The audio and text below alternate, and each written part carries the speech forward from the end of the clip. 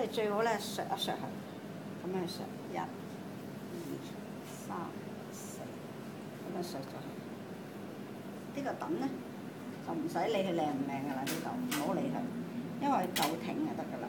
將佢翹住1、2、3，我拉到佢行，拉到呢度一翹一掹，咁咧就做咗一個等啦，即係話我嚟落夾嘅呢個啊，咁咧就夾住啲頭髮一半住，咁你會見到呢個咧係企咗上去。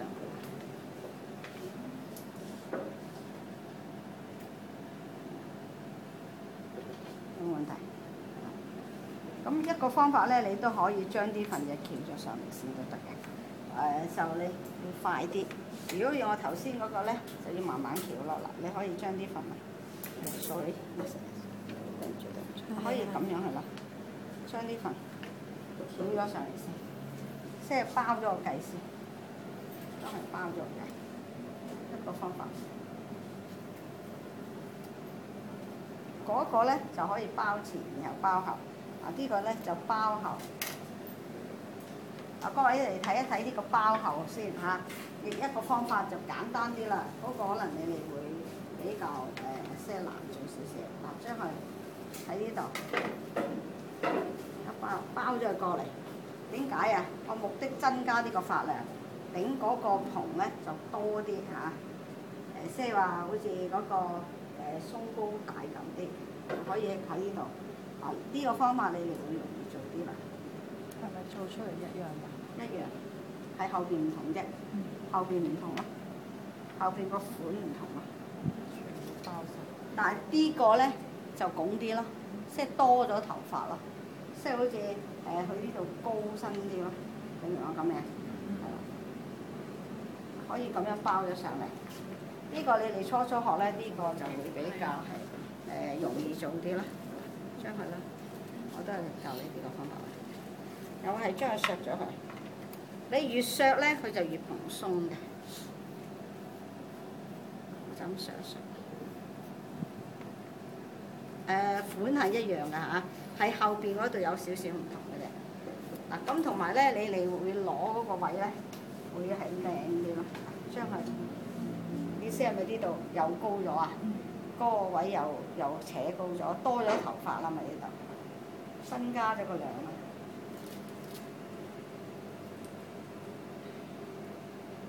增加咗個量，一個方法。好，呢啲咧就唔使靚仔㗎啦，呢啲冇人睇佢㗎啦。咁你想呢度靚啲嘅咧，嗱你見我咧永遠都勾住啲頭髮嚇，勾曬啲頭髮。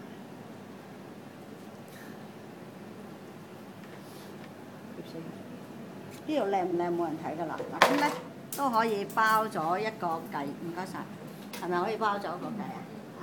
呢個簡單啲啦，係啦，簡單啲你會容易啲啦。好啦，嗱，而家我想包多啲嘅個計，就大啲度我就留翻嗰個位啦，都係前邊啦，1寸2寸，咁我就將呢度咧。呢度，即係多啲啦，呢個，即係呢個意思多啲挺上嚟。但我又唔中意咁多呢個位咧，有冇咁靚嘅水？咁咧大約係寸半左右啦，將呢度，這隻夾嚟。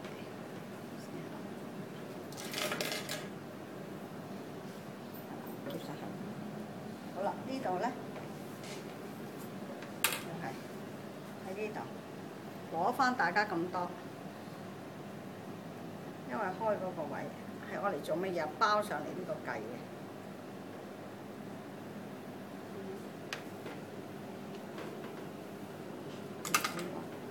你用多啲咧，呢度咪高啲啊？係咪呢度啊？你仲可以攞多啲嘅喎，呢度啊。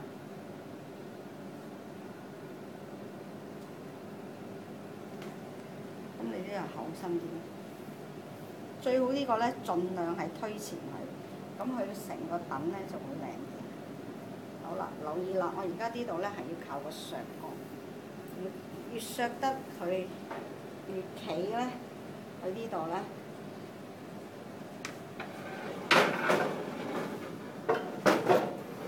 睇啦，即係呢度揸實。你唔識夾呢個咧，就咁揸實得㗎啦，扯住佢。嗱個真人你又唔好扯咁大力啦嚇，呢個公仔嚟嘅啫，記住。咁樣 ，OK， 將佢。嗱你覺得咧，我削咗之後咧，佢呢度咪自然挺嘅，就係因為你削底下嗰個功力啦嚇。OK， 呢度梳到佢咧，好似個拱形咁樣梳咗佢。呢個係咪比頭先又拱啲又高啲啊？咁啊，因為呢度頭先咧將所有頭髮翹咗佢，成高咗、浪高咗啦。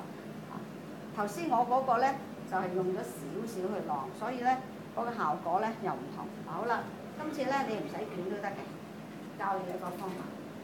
呢個係咪好似一個蜆殼咁啊？已經係咪啊？咁你想高低都得嘅，將佢擰一擰，擰實佢，拱高啲又得，喺咪度？拱好高又得，拱好低又得，喺咪度啊？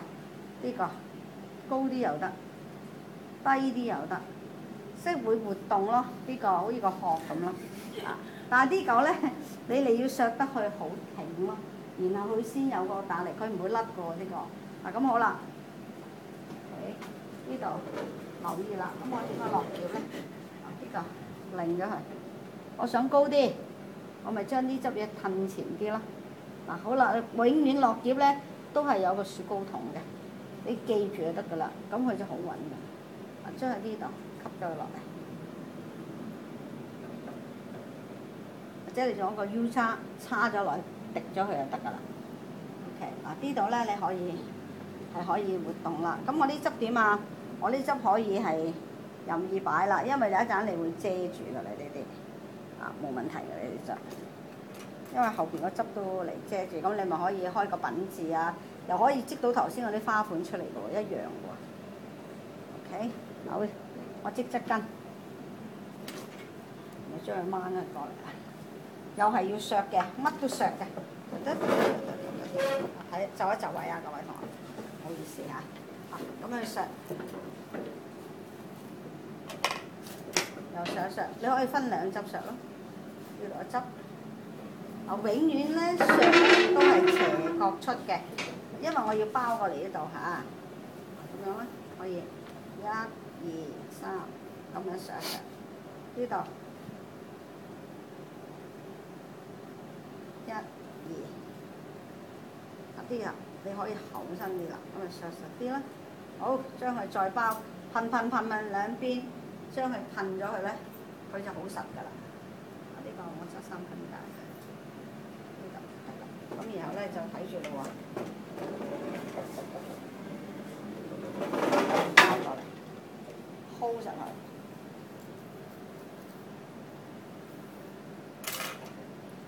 嗰啲夾嘴嗰啲平梳都得㗎，尖尾梳都得嘅。不過咧，呢啲梳咧就會好梳啲咯。嗱，呢已經托實。噴咗佢啦！呢度你諗定擺位咯喎，我而家咧就將呢個位擺過嚟呢度，喺呢度，咁我可以擺嚟呢度啦。一陣個擺嚟做一個品字啦。可唔可以同我攞我支噴嘢嚟？呢度扯住，係一樣嘅就個款，不過呢度咧就挺高咗，比頭先係高咗，比頭先高咗。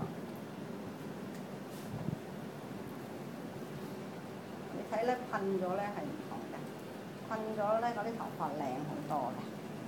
好啦，或者我將佢嗰個品字咧，我拉咗過嚟呢度，我嚟拉，拎咗佢。嗱，你見我成日都係跟住個頭行嘅做頭髮，永遠咧都係你跟住個頭髮行咧，佢做出個效果咧就會靚啲。呢個又咁樣，一陣嗰個轉過嚟咪個品字啊，勾住啲頭髮，或者咧勾住頭先個等，食死佢。咁如果